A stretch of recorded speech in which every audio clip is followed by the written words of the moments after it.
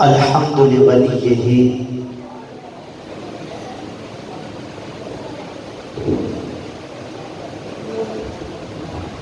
والصلاة على نبيه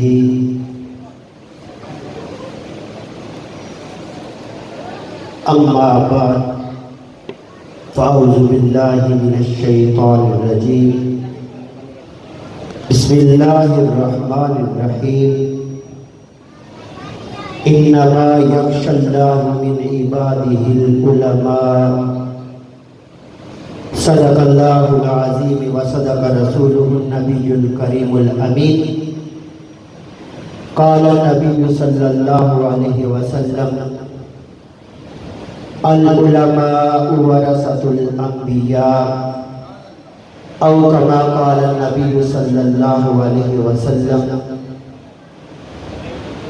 إن الله وملائكته يصلون على النبي يا أيها الذين آمنوا صلوا عليه وسلموا تسليما پڑھیے الصلاۃ والسلام علیک یا سیدی یا رسول اللہ وعلی آلک واصحابک یا نبی اللہ الصلاۃ والسلام علیک یا سیدی یا رسول اللہ وعلی آلک واصحابک یا سیدی یا رحمۃ للعالمین الصلاۃ والسلام علیک یا سیدی یا رسول اللہ وعلی آلک واصحابک یا سیدی یا محمد رسول اللہ صلی اللہ علیہ وسلم مولاي صلی وسلم دائما ابدا على حبیبک خیر الخلق كلهم هو الحبیب الذي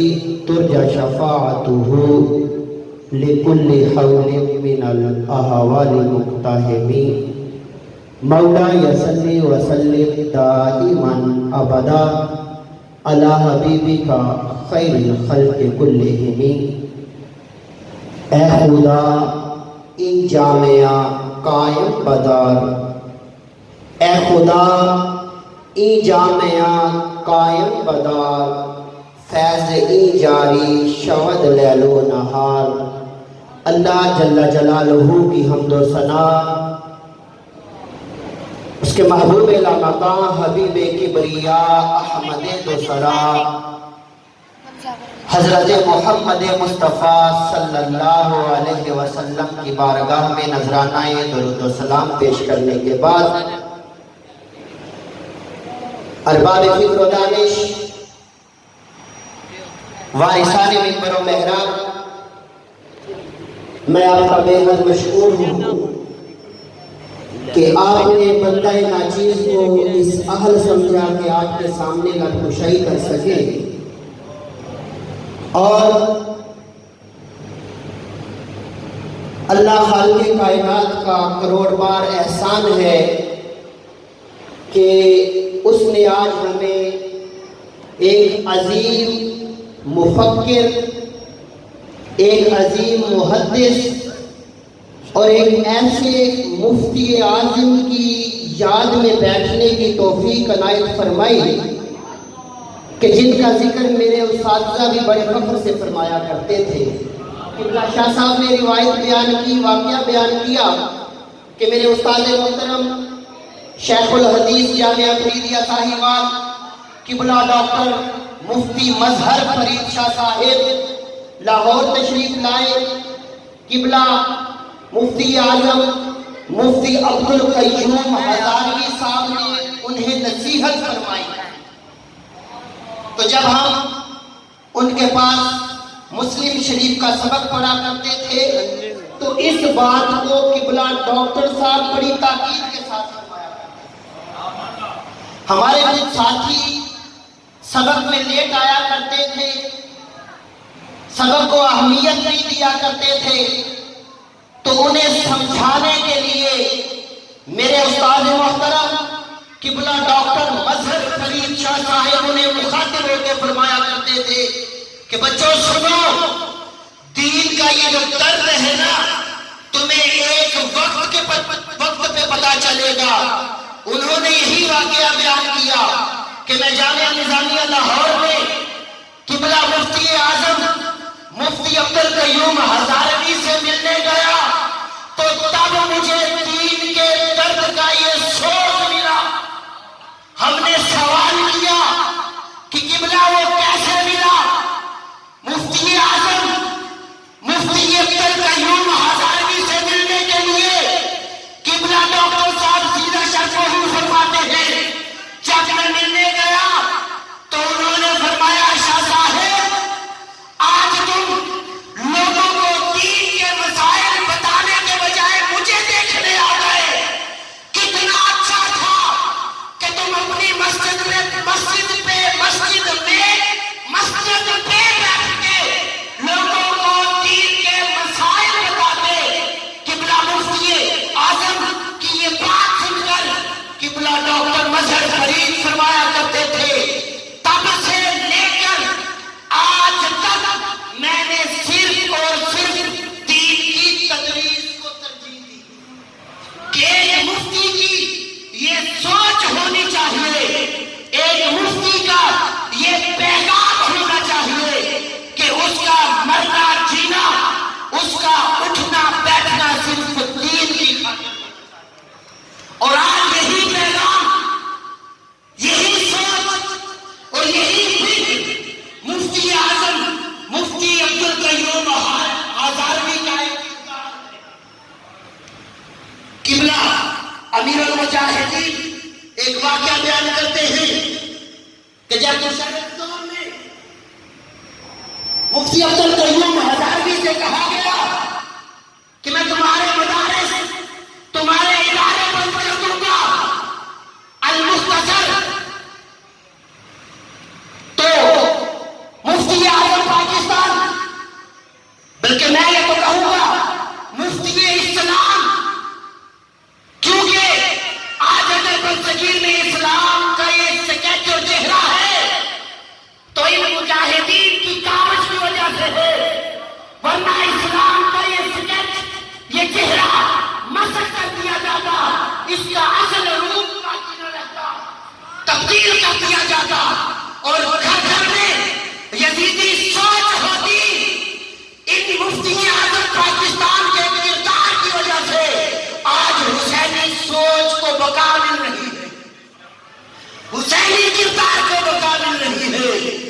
جب مشرف نے کہا مولوی صاحب میں نے تمہارے ادارے بند کر دینے ہیں, ایک بڑا آسن اور بڑا اعلیٰ جواب قبلہ مفتی اعظم پاکستان نے دیا کہ مشرف جامعہ نظامیہ ایک بلڈنگ کا نام نہیں ہے, جامعہ نظامیہ ایک عمارت کا نام نہیں ہے, جامعہ نظامیہ ایک کردار ہے, جامعہ نظامیہ ایک سوچ ہے, جامعہ نظامیہ ایک افکار ہے.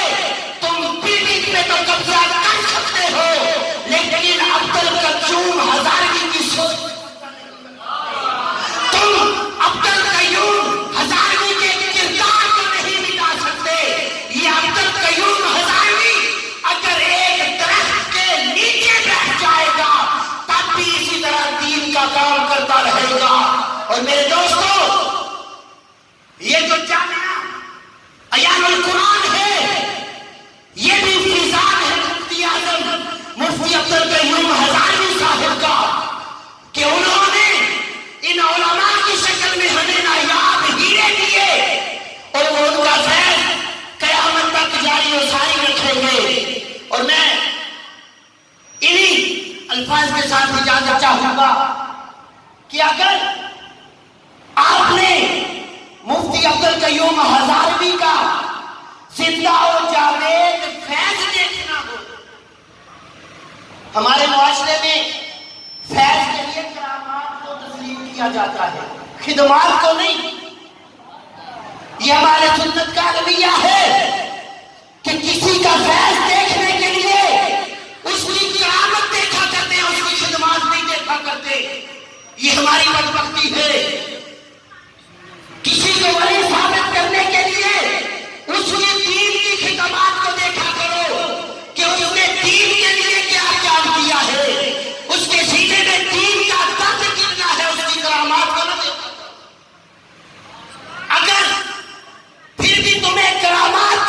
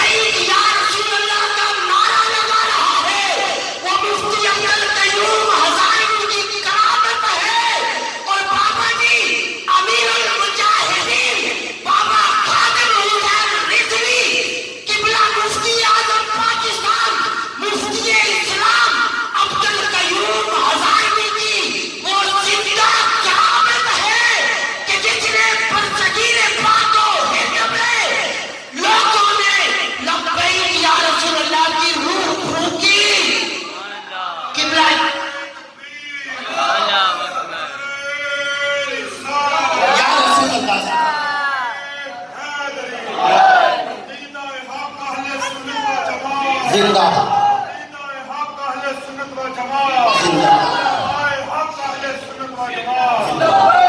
لبیک یا رسول اللہ لبیک لبیک لبیک یا رسول اللہ لبیک. یہ نعرہ ہاتھوں کو اٹھا کر لگاؤ کیونکہ یہ کرامت ہے قبلہ مفتی عبد القیوم ہزارویں صاحب کی اور ہم سنی کرامتوں کے بڑے قائل ہیں.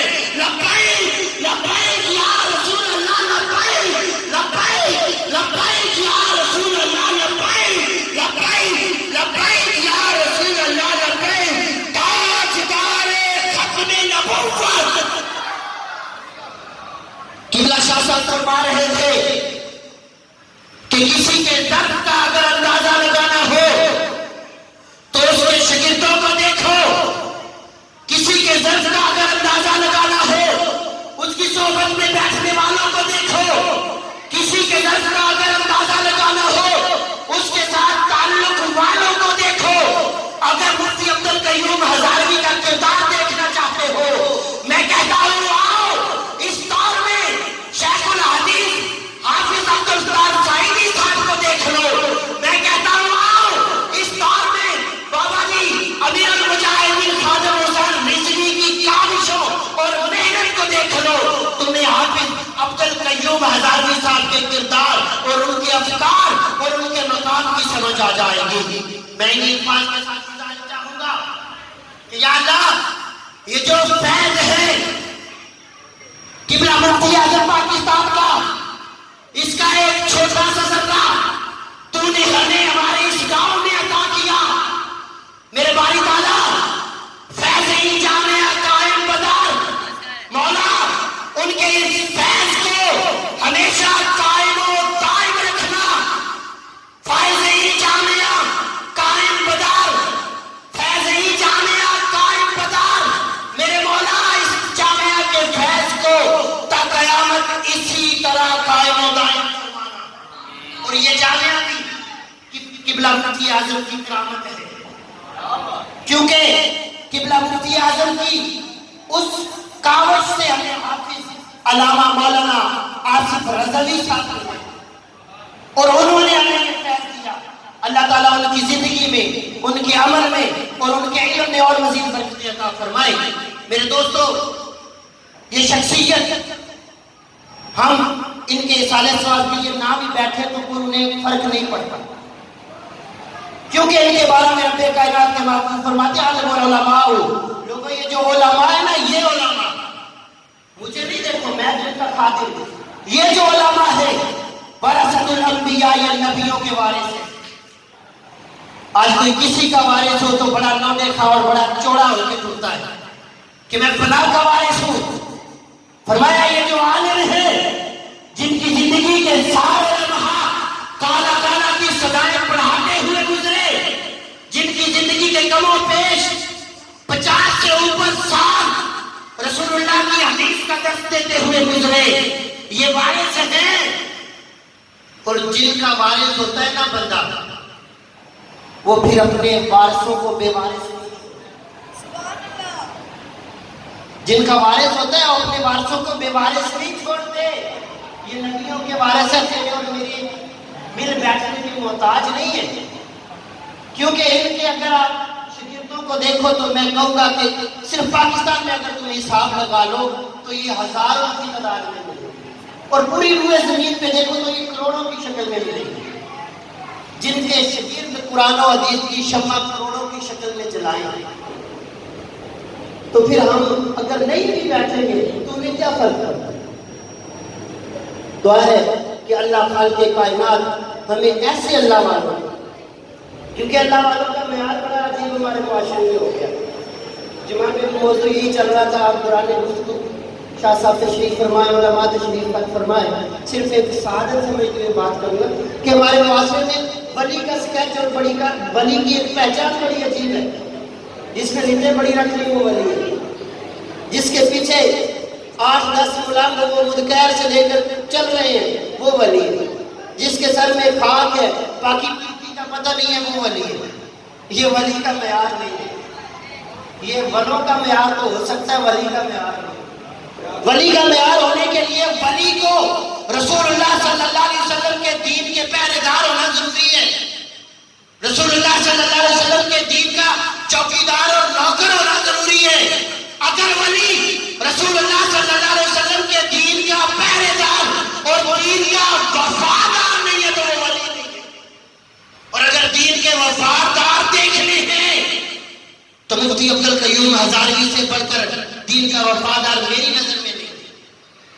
ویسے تو میرے شیخ ابو نصر منظور احمد شاہ صاحب بھی بڑے پائے کے عالم دین اور ولی ہیں، لیکن کبھی کبھی ہمیں بخاری شریف کے درس میں وہ ان کی مثالیں دیا کرتے تھے کہ وقت کی پابندی سیکھنی ہے تو کبھی مفتی عبدالقیوم ہزاروی کے پاس جا کر بیٹھ کے دیکھنا کہ وہ وقت کے کیسے پابند ہیں۔ ضعیف العمری میں بھی وہ اپنے وقت سے پہلے دارالتدریس میں آ جاتے ہیں، اپنے وقت سے پہلے دارالفتہ میں جا کر بیٹھ جاتے ہیں۔ حالانکہ عذر ہے، بڑھاپا ہے، لیکن پھر بھی وقت کی پابندی ہے۔ ان لوگوں کا کردار، ان لوگوں کا افکار ہمیں اپنانا چاہیے۔ دعا ہے کہ اللہ خالق کائنات ہمیں ان لوگوں کے کردار کو اپنانے کی توفیق عنایت فرمائے۔ وما علیہ الا البلاغ المبین۔